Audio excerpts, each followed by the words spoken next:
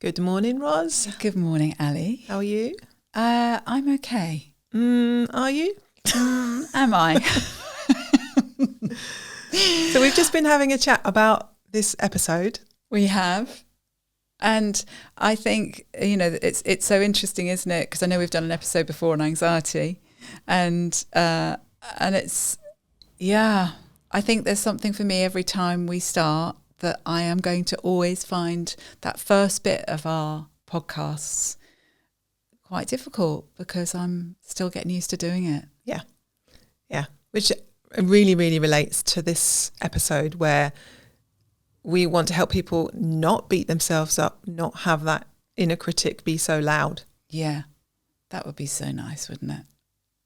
Yeah. So should we go for it then? Let's do it. How not to beat yourself up. So, Ali, we're going to be talking about how to not beat ourselves up.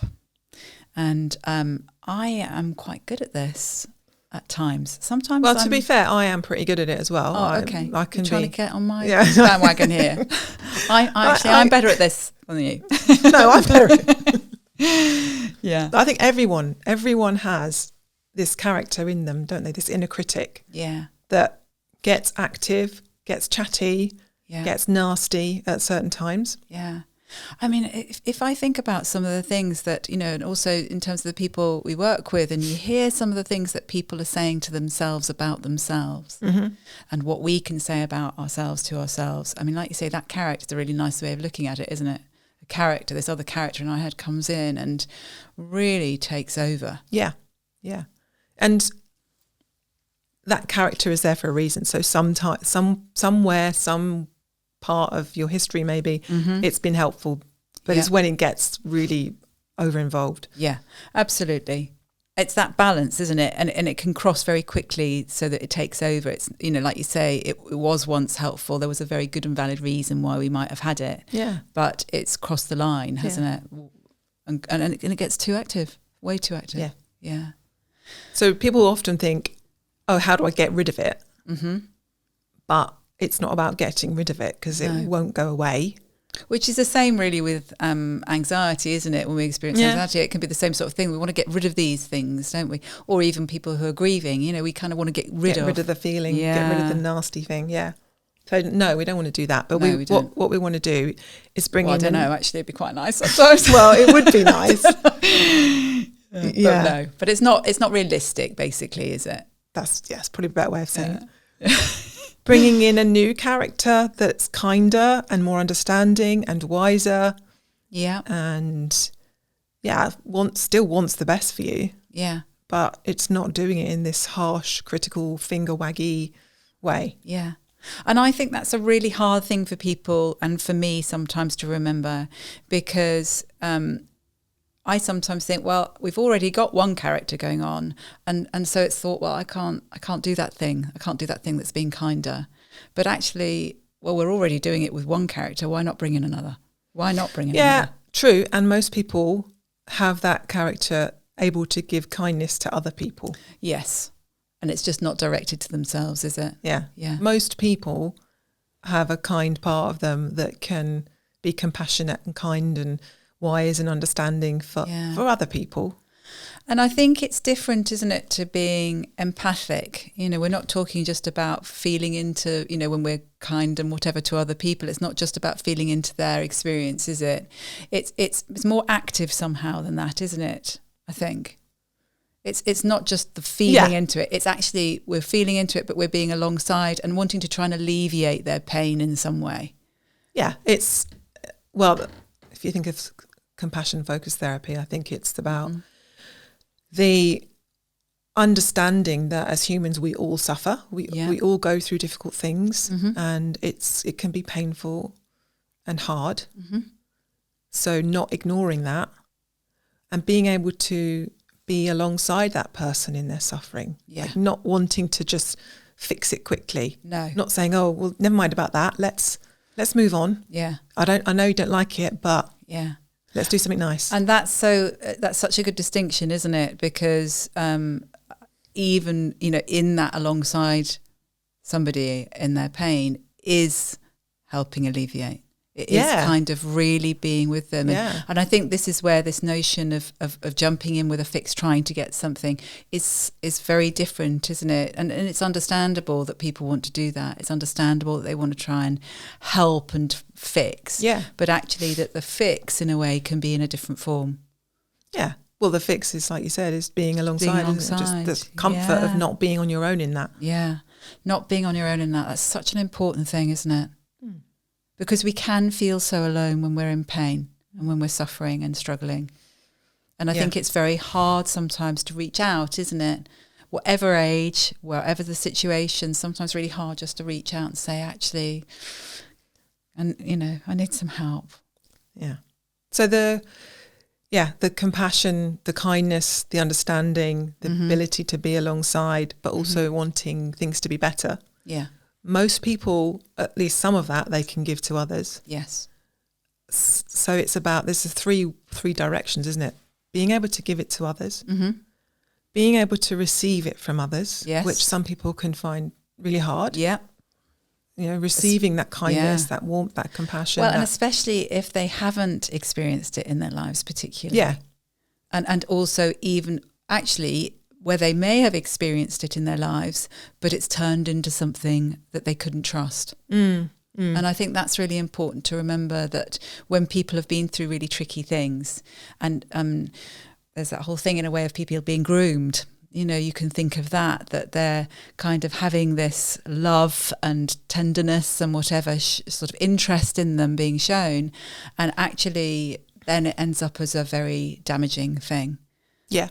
So I think it's understandable that sometimes that's a reason why it's really difficult to receive too. Yeah. And then there's the compassion and kindness and warmth and understanding to yourself. Yeah. Having that character, be able to direct it to yourself as well is often very difficult. Yeah. People see it as a bit like, oh, it's letting me off the hook. Yeah. Yeah. Yeah, absolutely. That there's somehow they're not going to be accountable or whatever. I'm just going to become lazy. I'm just going to be. Yeah, I think that's a common one, isn't it? Where people think that they're going to be really unproductive. Yeah. It's like they're not going to get anywhere because they're just, you know, like thinking, oh, yeah, poor me. And it's not about pity, is it? No, it's not about poor me thing. But it's understandable, isn't it, why people think that? Because if it's really unfamiliar to them, not only to not, you know, receive it, or, you know, not being able to receive it, but also this concept of how do you give kindness to, so how do you develop this character? It is, isn't it? It's about developing a new character, or allowing yourself to recognize that character is there, but that it can start bringing it inwards to you as well. Yeah. So I'm trying to think if there's an example we could use of how this might play out. In terms of somebody bringing in, noticing their character, do you mean of kindness? An example of where the inner critic character might normally get very loud. Yeah. I'm trying to think maybe something I've experienced where what that inner critic is likely to be saying, and then the compassionate part, how that would be different. Well, I think for me, I can give you an example. Okay. Even last night, I wasn't sleeping well. Yeah. And I was worrying about something, and this kind of voice, you know, the character in my head was saying, you know, oh, you're going to be shit. Oh. Often I think it can happen the night before our podcast recording. Okay. Maybe I need to write down that pattern. Yeah. So your inner critic, but my inner critic was really alive, and then actually because I'm, you know, sort of more practiced, I suppose, in some respects of doing this. But the thing that I did is, what I tend to do is I go back to where that's come from in my past. I notice that I'm a kind of younger self. Okay. I see the sort of younger character of me, if you like, the younger part of me. And I bring in some, I imagine myself as bring my older part into that scene. So that older part being the wiser, the character that's kinder. So, for instance, I remember when it would have been O-levels in my day, and GCSEs now, and I was remembering that I was going in for an exam, and I wasn't able to do it. I was in that sort of anxiety state, and I remembered that, and I remembered just in that, remember the scene, and I brought in the image of myself now, the one that I know that I give kindness. I do all these things that I know I can be a very, very compassionate person. I can be tender and understanding towards people. And I know that part of me is inside. And what did she say? And so she went to that younger part and just said, it's okay, whatever the outcome of this, it doesn't matter. Yeah. It's like, I'm here, I'm alongside you, and I'm going to be with you. I'm going to come in and you're going to know that I'm alongside you in doing this. Yeah. So it's kind of that, again, being alongside. So even though we do it with other people, how can we do the same thing with ourselves? With yourself, So you're imagining that younger girl that you were. In that instance. And that helps you to be able to kind of understand, I suppose. Yeah. And experience. Yeah. Because in the imagining of it, it's like the feeling is coming inside. So then that kind of feels like I'm offering something different rather than that character that comes up saying, oh my God, you're going to fail, you're going to be shit, whatever. And giving myself like all the things that I do to beat myself up. Yeah. Yeah, I like that. Do you have an example? Yeah, I use it quite a lot. Because my inner critic can be incredibly loud at times, especially doing something like this, and especially being seen visually. Yeah, that's something that is big for you, isn't it? I noticed you said that quite a bit. And I know where that comes from. That comes from my own history with an eating disorder and struggles with my own body image. But that inner critic can be quite loud. That's hard. Saying, what the hell are you going to look like? People are going to... It can go crazy. It can go to all kinds of things with that. But recognising it first and then bringing in my own sort of kind, understanding, compassionate part would be saying, well, yeah, this makes sense that you feel like this, given what you've experienced in the past. It makes sense. That's lovely, isn't it? Because that's a really lovely validating part, isn't it? Yeah, rather than, oh, what a bloody idiot, why are you still worrying about this? And those kind of, words, it makes sense. Doesn't it make sense why you do that? It's so, I'm even feeling it myself now. It's like a really comforting experience, isn't it? It's just that understanding piece, isn't it? That makes sense. I get it. I'm here for you. I understand you're feeling this. Come on. You're an adult now. We can do this differently. So it's that encouragement that this can be different as well. Yeah, lovely. I love that. Or it might not be. And so what? Yeah. So a real acceptance around you rather than the thing. I say the words, but it's still hard. Yeah. But of course. It's easier with that part. Yeah. And I think there is something, isn't there, about that practice that, that sort of, that if you think that the more we go through the negative stuff, the more we're repeating it, the more kind of neural the pathway is being, it's kind of being dug out, isn't it? And actually, therefore, we've got to develop this other part that's kind of saying kinder things, or sometimes not just kinder things, is it? It's about kindness can also be in firmness. Like you said, so with what's like, come on, we can do this. There's something, yes, exactly, not woo-woo and fluffy and whatever. I think we're the least woo-woo fluffy people, really, are we, in terms of the way we do things. But I think there's that balance where it's like that firm and tender. Yeah, my compassionate part can be quite firm still. It's understanding. But come on. Yeah, but it's not critical. No. And I think that's the difference with the other character part, isn't it? It's not telling me I'm a complete fuck up. Yeah. Yeah. It's moderated. Yeah. So you've talked about that kind of inner critic for you, sort of that sort of being in the driving seat, and then what you can kind of do to help that be less loud, bring in a different part. So do you think that's something when it's very unfamiliar for people? They haven't necessarily, their common thing is to beat themselves up rather than be kind and more gentle. How do you think people, because that might sound a bit odd to people, mightn't it, to actually bring in this part that's... Probably will, yeah. Yeah. I wonder whether we can think about that and chat a little bit more about how people can build that. Well, I would say the first step would be to recognising what the barriers might be to it. Because there's no point in trying to do it when you've got something in the way. Yeah. You can keep trying, but it won't do anything. Yeah. So part of that, I guess, is if we do reflect back, reflect back where some of this comes from, where we've learned this inner critic, the beating ourselves up part, and that can be really helpful, can't it? Because then we can see, okay, it was useful then, because there would have been a function to that, wouldn't there? There would have been a reason for it in some or ways. it's just been internalised messages from other people. Internalised messages. But again, probably something where that becomes then the familiar, doesn't it? So in terms of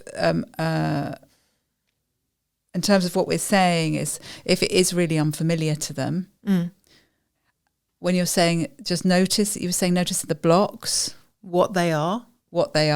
So is it that I don't want to because I don't see the point, in which case maybe looking at, you could sort of do, well, what are the pros and cons of this? What would it do for me to bring this character in? And why would I not want it? Yeah. And so that might be looking at the reasons in terms of is it self-indulgent, I guess, isn't it? Is it going to mean that I'm going to be less productive? Find out those blocks. Because if it is, I'm just going to be letting myself off the hook and I'm going to become lazy, then, well, the reality is that your compassionate part can be sort of tailored to what you want it to be. Yeah. You can make it so that it's very encouraging. Yeah. And it's exactly that with the evidence, isn't it? This is a very evidence-based thing, isn't it? It's not just that anecdotal. Actually people are more productive when they are being kinder to themselves and when they put it's that kind of classic thing, isn't it? Where, for parents anyway, when that image of when you're in a plane and you've got the oxygen mask put on yourself first before the younger people that you're with, your children or whatever, because if you don't, you're no good to them or yourself. And I think that's, very productive, isn't it? We want to stay alive in that instance. Yeah. So looking at those, what's stopping you? What are the beliefs around it? Sort of maybe challenging those, because the evidence is strong that self-compassion is really helpful with a lot of mental health challenges. Yeah. And I guess it might be starting off, like you say, just sort of looking at those blocks, but also noticing, isn't it? It's noticing when that inner critic is there. Yeah. So noticing when that's come alive. Yeah. And maybe sort of recognizing, okay, my inner critic is noisy right now. Yeah. And then once you've built your other character, bringing that one in and having put some words with that. Or some people like an image. Yeah. Right, don't they? This picture of a character that's kind. Yeah.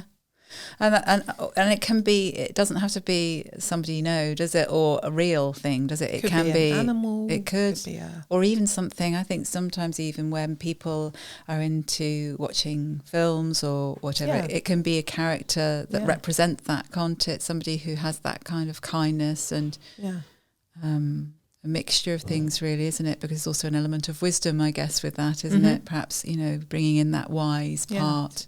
Yeah. Okay, have we kind of covered what we wanted to talk about? I think we have. So should we go for our top 3 takeaways? Top 3 takeaway tips, yeah. So firstly, noticing where you are with this compassionate character. Whether your compassionate character is able to give kindness, understanding and wisdom and care to others, whether you can receive it from others, and then are you able to give it to yourself? So just start by recognizing where you are with that. Yeah. And then if you're not able to give it to yourself, in a way it's looking at the next one, isn't it, which is notice your blocks.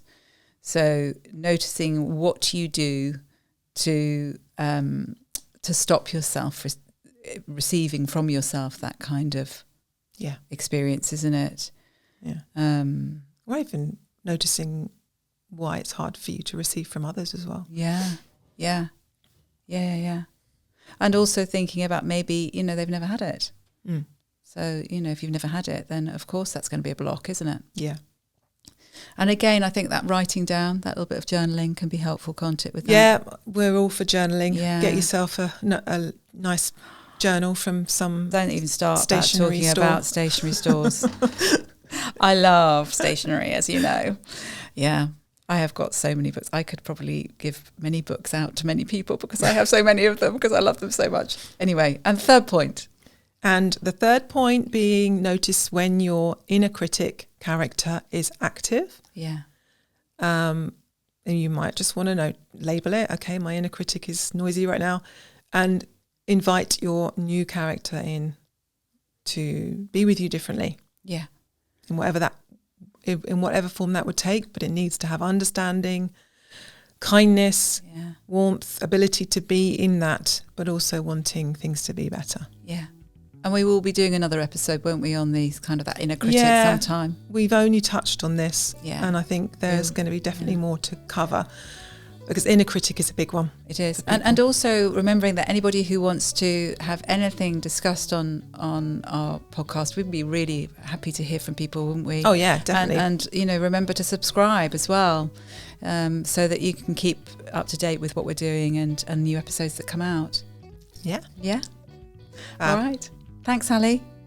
Let's go and be with ourselves for a bit and give ourselves some kindness and love. Because we've managed to get through another podcast. No, my inner critic is going to go mad looking back over the last half an hour and telling me how shit it was. I'll try and balance that out. See you soon. See you next time.